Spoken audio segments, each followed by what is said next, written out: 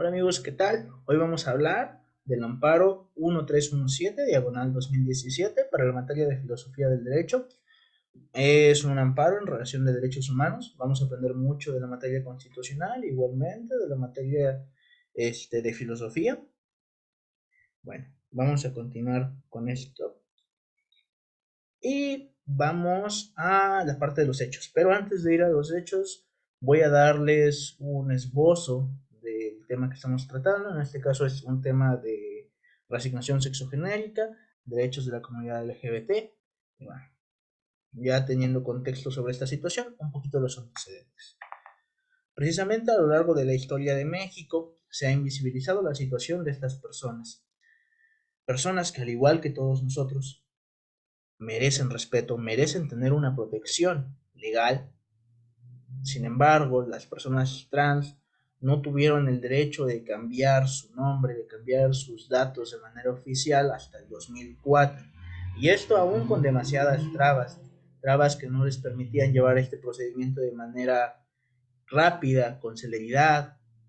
Eh, igualmente había demasiados baches en el camino para poder cambiar su identidad en sus documentos oficiales. En México existe una propuesta de ley que precisamente quiere cambiar esto, quiere hablar sobre temas de las personas trans, quiere igualmente regular cuestiones de identidad de género, que es un tema muy importante, ya que en México no está regulado. Sin embargo, aún no ha sido publicado en el Diario Oficial de la Federación, por lo que si no ha sido publicado en el Diario Oficial de la Federación, no tiene fuerza vinculatoria. Es decir, está de adorno, básicamente. Muy bien, ya dándoles un contexto de cómo está la cuestión de los derechos de las personas trans de la comunidad LGBT aquí en México, continuemos con esta cuestión, con este caso en particular, y vengo a contarles un poquito de los hechos. Una mujer transgénero solicitó un cambio en sus documentos oficiales por su resignación sexogenérica. Sin embargo, le fueron negados en los términos que ella los pedía. ¿Cuáles eran estos términos? Quería que fuesen por vía administrativa para proteger su información, para proteger su privacidad. ¿Qué le dijo el juez del registro civil? No, no te voy a permitir hacer este trámite, este procedimiento por vía administrativa, lo vas a tener que hacer por vía judicial. Y bueno, precisamente esto ocurrió en el estado de Veracruz. Aquí lo tenemos, lo que les comentaba, alegando que debía de ser por vía judicial, puesto que en el artículo del Código Civil del estado de Veracruz se mencionaba que el procedimiento podría ser ya sea por vía judicial o por vía administrativa. Más bien, por vía administrativa o vía judicial. Al negarse uno, pues se entiende que será hacia el otro lado. Esto hablando justamente en términos de lo que menciona la ley, pero ¿dónde queda?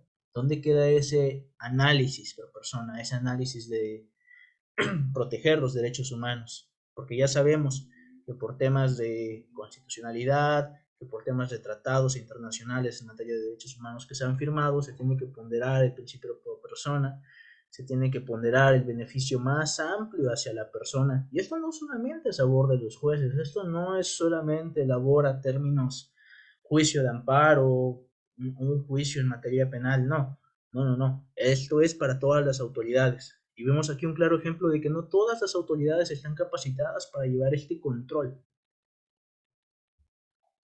Continuamos.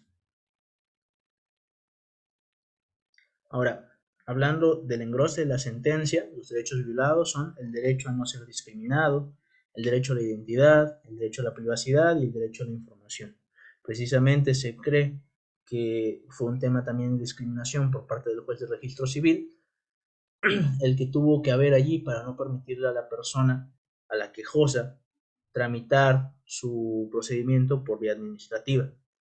Ahora, el derecho a la identidad. El derecho a la identidad no solamente es el derecho a un nombre, como menciona la Constitución, sino que el derecho a la identidad, en términos generales, abarca demasiadas cosas. El derecho a la identidad quiere decir lo que somos nosotros en su conjunto, lo que nos identifica, con lo que nosotros nos sentimos parte. ¿Ok? Entonces, en este caso también aplica la identidad de género. Una persona que ya no se identifica como como hombre, que es este caso, y quiere identificarse ahora como mujer después de un procedimiento de reasignación sexogenérica, o incluso sin simplemente que ya no se identifica con la identidad de género que tiene que tener derecho a poder cambiarla en el momento que le apetezca. ¿Ok? Y esto no está claro dentro de la Constitución, no está claro en ninguna parte de la legislación mexicana. El derecho a la privacidad en la cuestión de los datos, que los datos tienen que ser solamente de la persona, y precisamente si se lleva por vía judicial, pues está el principio de publicidad, que es esto, es que cualquier persona puede acudir al juicio a ver de lo que está tratando. ¿Dónde queda el derecho a la privacidad de la persona? El derecho a la información. El derecho a la información es muy importante, puesto que no solamente implica saber nuestros datos, verlos, no. Es poder ratificarlos, poder modificarlos, poder estar al tanto de ellos, y si no se le permite a esta persona poder modificarlos, ¿dónde queda este derecho a la información?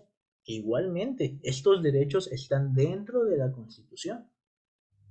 Ahora bien, ¿cuál fue el fin del engrose?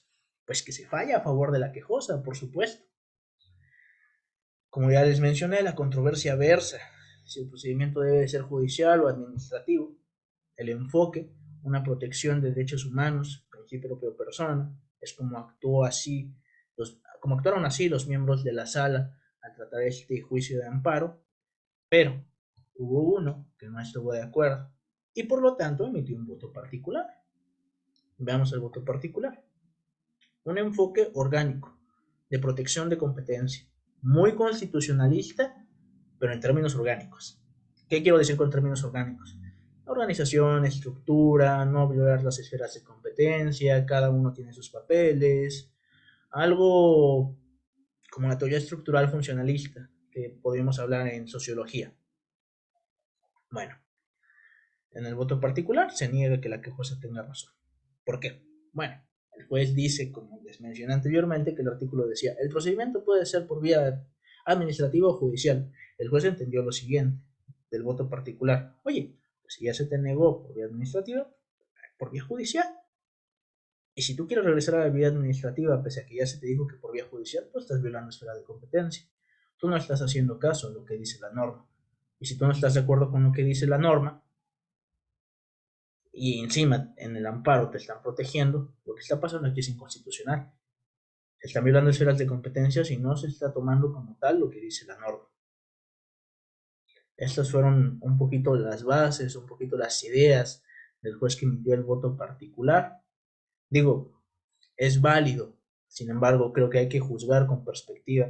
Hay que juzgar con perspectiva de derechos humanos, tener en cuenta tratados internacionales y no solamente la rigidez de nuestro sistema mexicano. Puesto que si nosotros solamente nos quedamos con el sistema mexicano, nosotros nos estamos cerrando a reconocer derechos humanos que ya han sido reconocidos en otros países. Derechos humanos que son fundamentales en cualquier país, en cualquier comunidad. Ahora bien, continuamos. ¿Qué pensamos nosotros al respecto?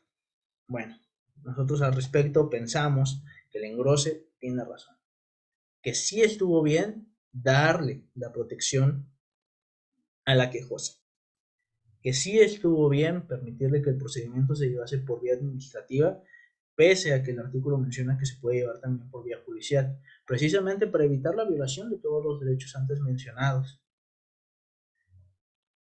Hay un ensayo que se llama La pesadilla y el noble sueño, que habla justamente de la labor que tienen que tener los jueces. Justamente vemos un ejemplo aquí en el que si un juez debe de tener su criterio abierto, en este caso para juzgar con perspectiva de derechos humanos, o en todo caso tiene que acomodarse, moldarse a todo lo que dice la ley, a lo que dice la norma, a lo que dice la letra de la legislación. De nuestra parte, de mi parte, estoy del lado de que se tienen que ponderar los derechos humanos. Ya no solo por términos constitucionales, ya no solo por términos de protección de las personas, sino también por cuestiones filosóficas. Es todo, muchas gracias.